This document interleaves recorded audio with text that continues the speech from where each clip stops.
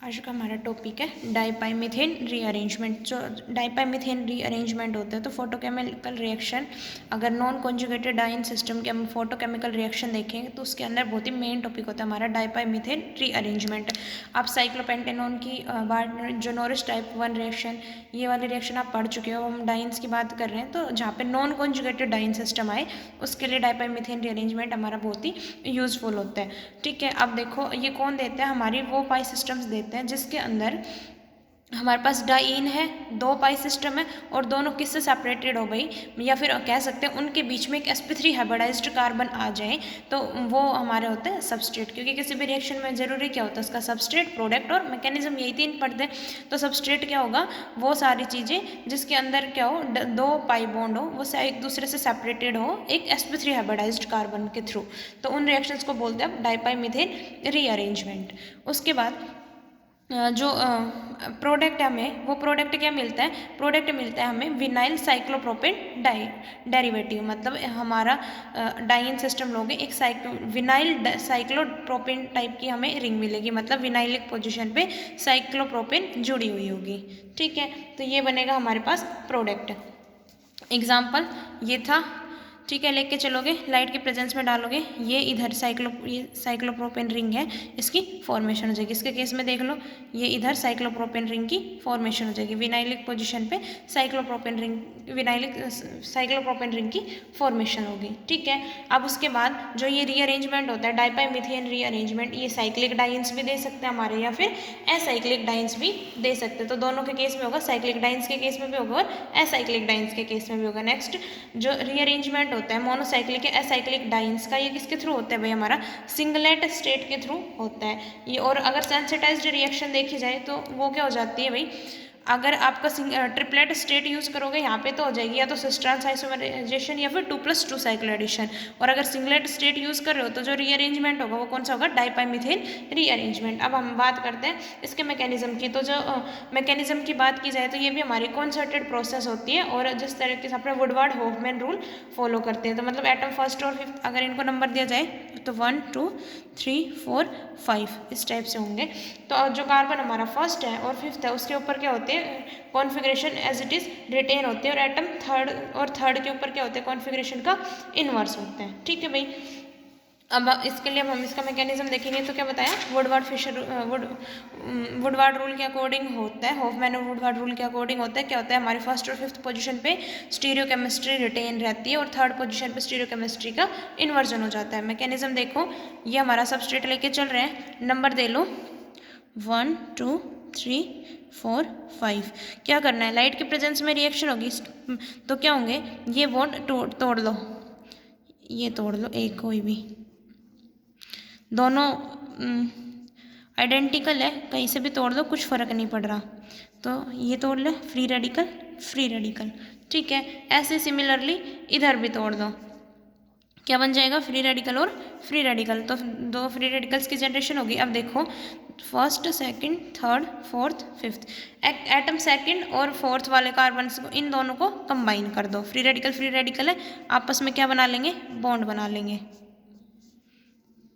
PH pH. तो इन दोनों के बीच तो बॉन्ड बन गया, एक फ्री रेडिकल यहाँ पे रह गया, एक फ्री रेडिकल यहाँ पे रह गया।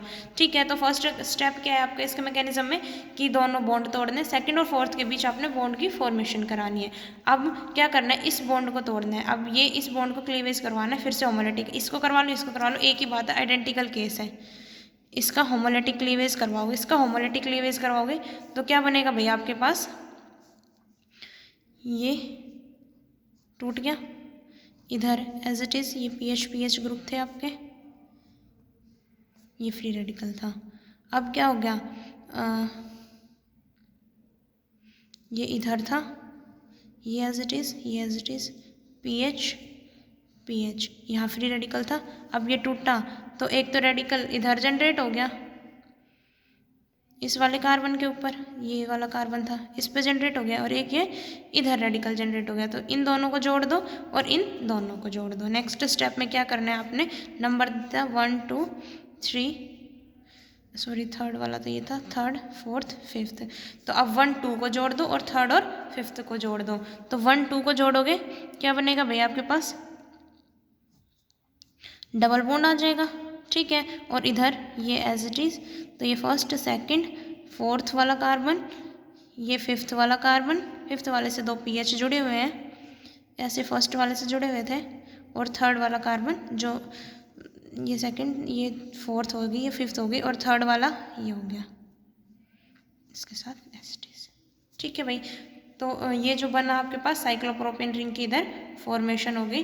तो इस ये होते हैं हमारी डाइपाइमिथेन रीअरेंजमेंट, ठीक है भाई। तो क्या करना है, पहले तो जो डबल बॉन्ड है दोनों को तोड़ दो, सेकंड फोर्थ वाले को जोड़ दो, फिर उसके बाद इस वाले बॉन्ड का भी होमोलिटिक क्लीवेज करवा दो, फर्स्ट के साथ डबल बॉन्ड बना दो और फिफ्थ के साथ इस वाले का बॉन्ड बनवा दो, साइक्लोप्रोपेन रिंग की फॉर्मेशन हो जाएगी। तो ये होते हैं हमारे सिंपल डाइपाइमिथेन रीअरेंजमेंट। उसके बाद ये तो केस था, तब हमारे पास सारी चीज़ें सिमेट्रिकल थी। अगर सारी चीज़ें सिमेट्रिकल ना हो तो बॉन्ड कैसे तोड़ोगे, देखो अभी हमारे पास मैकेनिज्म कौन सा है, फ्री रेडिकल मैकेनिज्म। तो जिस केस में जो हमारे डाई रेडिकल्स बनते हैं वो ज़्यादा स्टेबल होंगे, उसी साइड से हमारे बॉन्ड का क्लीवेज हो जाएगा। फॉर एग्जाम्पल अनसिमेट्रिकल वाला केस लेके चलेंगे हम। ये एक के साथ मान लो पीएच जुड़ा है, दूसरी साइड पीएच, इधर जोड़ा है इसके साथ CH3, इधर जोड़ लो C2H5, ऊपर ये आपके ग्रुप जुड़ रहे, ठीक है। अब देखो फर्स्ट स्टेप में तो क्या कराना है, दोनों पे फ्री रेडिकल की फॉर्मेशन होगी, ये इधर, तो ये फ्री रेडिकल, इधर फ्री रेडिकल, इधर फ्री रेडिकल, इधर फ्री रेडिकल, जो ग्रुप जुड़े हुए हैं वो एज इट इज़ जोड़ दो। इधर पीएच जुड़े हुए हैं, ये CH3 ये CH3 C2H5, ठीक है। ये बनेंगे, यहाँ तक आ गया समझ में। अब हम क्या करना है, नेक्स्ट स्टेप में क्या करते हैं, इन दोनों को जोड़ देते हो ना भाई, 1 2 3 फोर्थ फिफ्थ, तो सेकंड और फोर्थ को जोड़ देना है। प्रोडक्ट क्या बन जाएगा,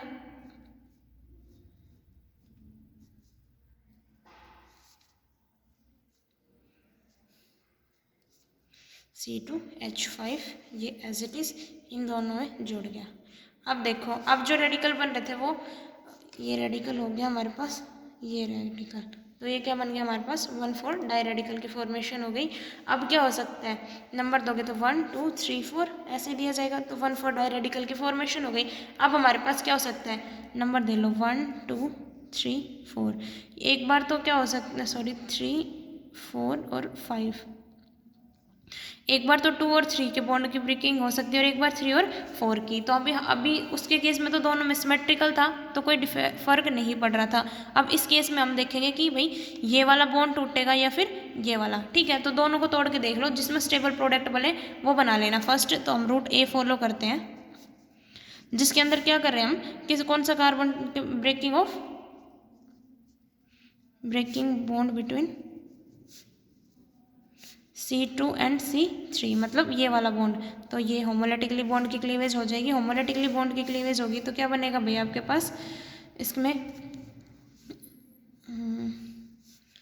ये एज इट इज़, इधर इधर ये फ्री रेडिकल था, ये टूट गया, तो एक रेडिकल इधर जनरेट हो गया, ये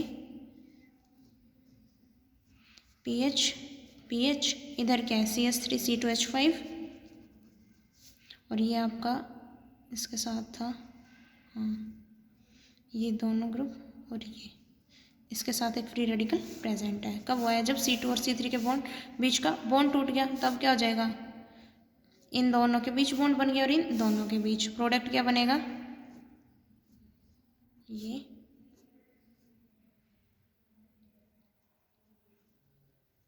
इसके साथ CH3 ग्रुप और इसके साथ पीएच ग्रुप, ठीक है भाई। तो ये क्या हो गया आपका, ये वाला बन गया। अब इसमें देखो जो, चलो पहले सेकंड वाला और देख लेते हैं, उसके बाद अब इन दोनों को हम एक साथ देख लेंगे। उसके बाद अगर क्या हो, एक बार फोर्थ वाला और थर्ड और फोर्थ के बीच टूटे, तो रूट B कौन सा है, तो ये हो गया इसके केस में। तो प्रोडक्ट रूट B जब क्या हो, ब्रेकिंग बॉन्ड बिटवीन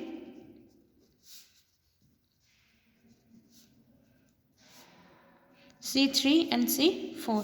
अब हमने कहा तोड़ना है भाई, C3 और C4 के बीच के बॉन्ड की ब्रेकिंग करनी है, मतलब इधर से ये इधर, तो क्या बनेगा भाई, ये as it is CH3 C2H5, इसके पास तो रेडिकल था ही। उसके बाद ये वाला बॉन्ड टूट गया तो ये फर्स्ट हो गया, सेकंड हो गया, ये थर्ड वाला कार्बन। तो और थर्ड वाले कार्बन के ऊपर ये वाले दोनों ग्रुप जुड़े हुए हैं और यहाँ क्या हो गया, फ्री रेडिकल। साथ में क्या है,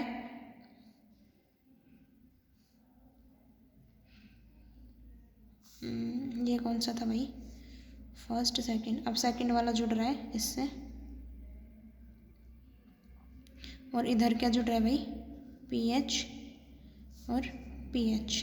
एक रेडिकल इस पे था ही ऑलरेडी, एक रेडिकल अब ये यहाँ आ जाएगा। तो इन दोनों को जोड़ दो, इन दोनों को जोड़ दो, क्या बन जाएगा आपके पास प्रोडक्ट है ये।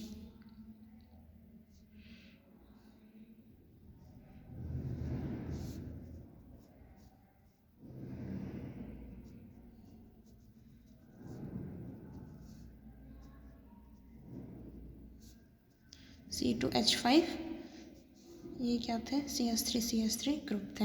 अब देखो इसके केस में ये वाला मेजर प्रोडक्ट बन रहा है, ये सॉरी इधर ये लगाया नहीं है, CH3 C2H5, या फिर ये वाला। अब हम देखेंगे कि फ्री रेडिकल में कहाँ पे जनरेट हो रहा था, इसमें यहाँ पे जनरेट हो रहा है और इसमें ये यहाँ जनरेट हो रहा था ना फ्री रेडिकल।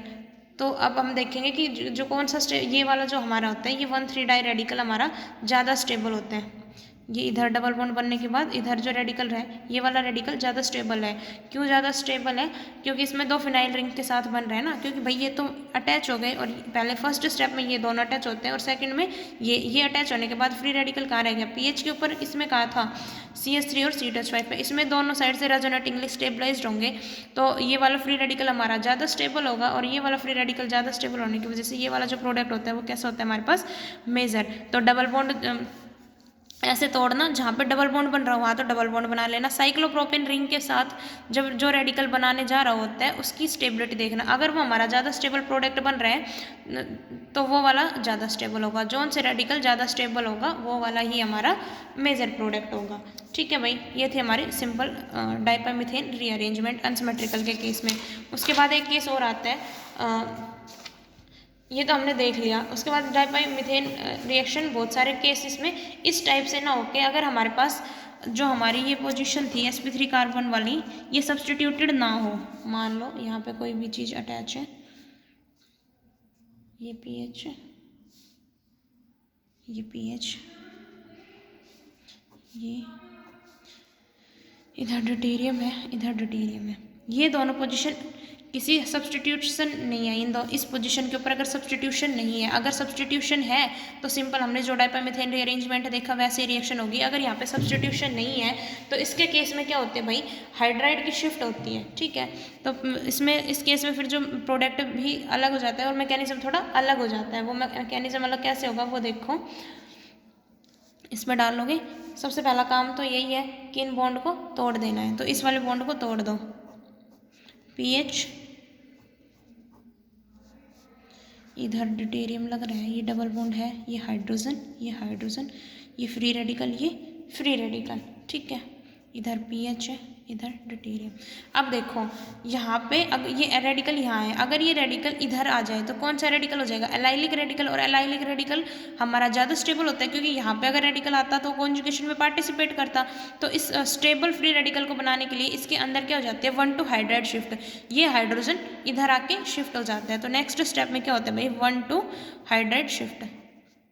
तो हाइड्रोजन, ये वाला हाइड्रोजन इसके पास आ जाता है, क्या बनता है भाई हमारे पास, ये तो फ्री रेडिकल PH HD, और ये बन गया आपके पास फ्री रेडिकल, ये एज इट इज़